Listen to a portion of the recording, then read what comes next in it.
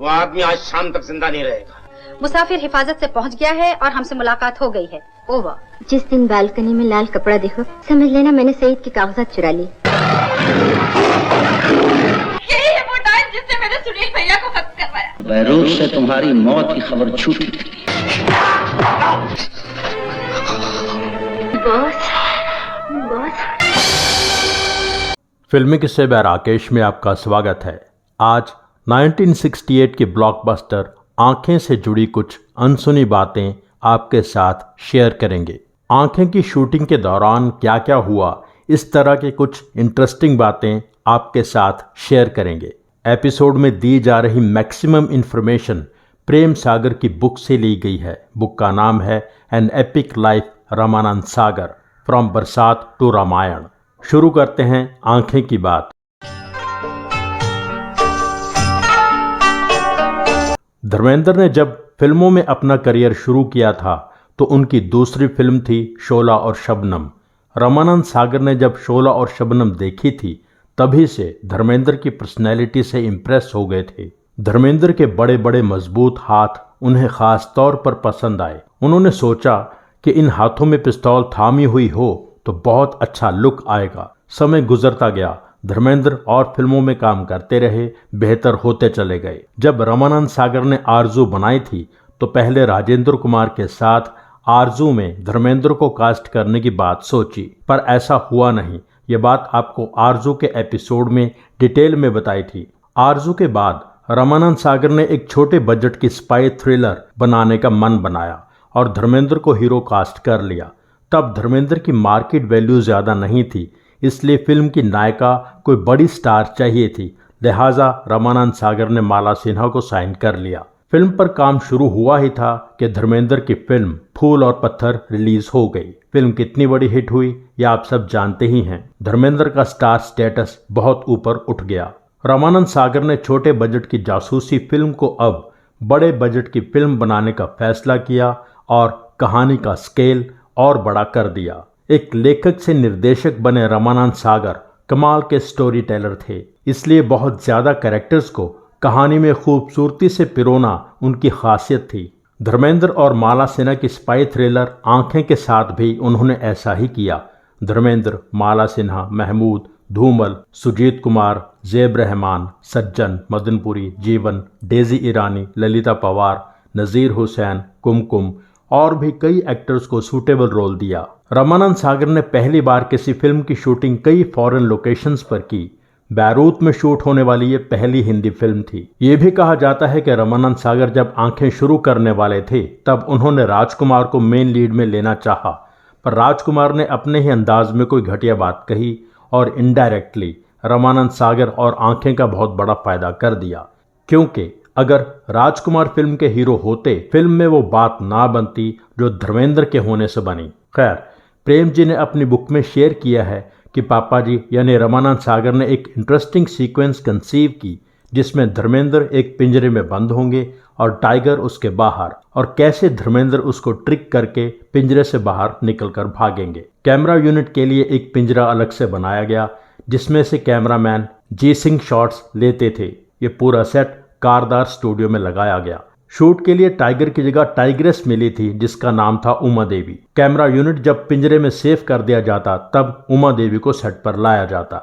उमा देवी का ट्रेनर एक खास तरह का परफ्यूम इस्तेमाल करता था उमा देवी को कंट्रोल करने के लिए। एक दिन शूट के समय उमा देवी ने कैमरा वाले पिंजरे के ऊपर से जंप कर दिया और कहीं भाग गई। सब कुछ इतनी तेजी से हुआ कि किसी को कुछ पता ही नहीं चला उमा देवी कहाँ गई। शोर हो गया, सब लोग घबरा गए। उमा देवी कहीं स्टूडियो से बाहर न चली जाए, कारदार स्टूडियो के करीब ही KEM हॉस्पिटल की तरफ न चली जाए, इस डर से फटाफट स्टूडियो का मेन गेट बंद कर दिया गया। कई घंटों तक उमा देवी की तलाश होती रही। आर्ट डायरेक्टर के सबसे खास पेंटर थे यूसुफ भाई, जो अपनी पेंटिंग के लिए बहुत फेमस थे। अक्सर फिल्मों में इंडोर में आउटडोर लुक देने वाले सेट की पेंटिंग वही करते थे।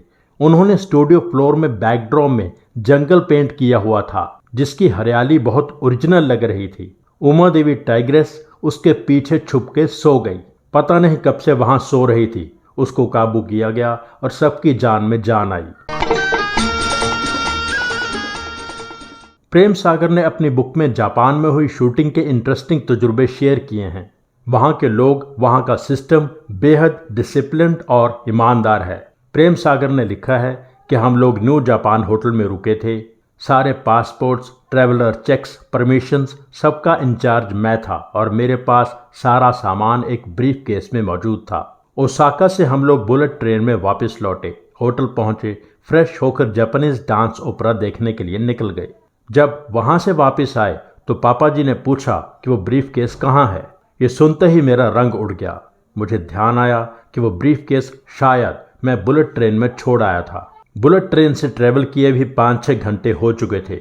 माहौल टेंस हो गया। पापा जी और मैं होटल की रिसेप्शन पर पहुंचे ये जानने के लिए कि अब क्या हो सकता है। काउंटर पर मौजूद आदमी ने स्माइल करते हुए बताया कि हमें लॉस्ट एंड फाउंड डिपार्टमेंट जाना होगा।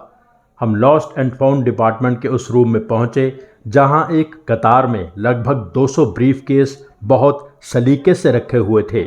उसमें हमें हमारा ब्रीफ केस मिल गया जो लॉक्ड नहीं था, पर उसमें सामान पूरा था।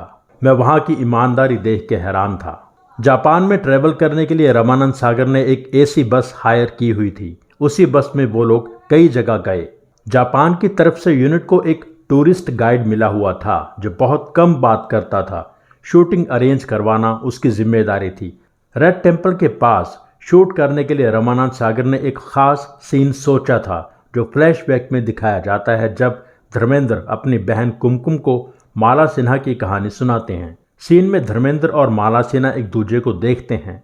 धर्मेंद्र एक लकड़ी की कड़छी से होली वाटर पीते हैं। जब ये शूट हो रहा था, जैसे ही धर्मेंद्र ने होली वाटर पिया, हेड प्रीस्ट बहुत गुस्से में धर्मेंद्र की तरफ उंगली करता हुआ पास आया। जो टूरिस्ट गाइड यूनिट के साथ था वो आराम से बस में बैठा था। पता नहीं कैसे जादुई अंदाज में वो बस से निकलकर वहां पहुंचा, एक कुंग-फू पोज बनाया, बहुत ऊंचा हवा में उछला और गुस्से में खड़े प्रीस्ट को किक मार दी। अगले ही पल प्रीस्ट जमीन पर पड़ा था। सब शॉक्ड रह गए। गाइड ने वहां की लोकल जबान में प्रीस्ट को कुछ कहा, फिर यूनिट को शूटिंग जारी रखने का इशारा किया। यूनिट को बाद में पता चला कि वो tourist guide black belt commando था जो खास तौर पर यूनिट की प्रोटेक्शन के लिए अपॉइंट किया गया था। वहां उसकी बात कोई नहीं टाल सकता था।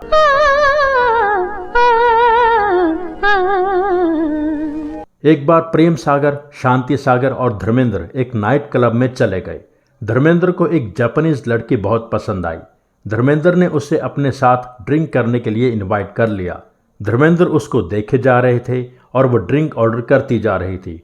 वो खुद वोदका पी रही थी। कुछ पैग पीने के बाद धर्मेंद्र, शांति सागर और प्रेम सागर को बहुत नशा हो गया, पर लड़की अपने पैरों पर नॉर्मल खड़ी हो गई।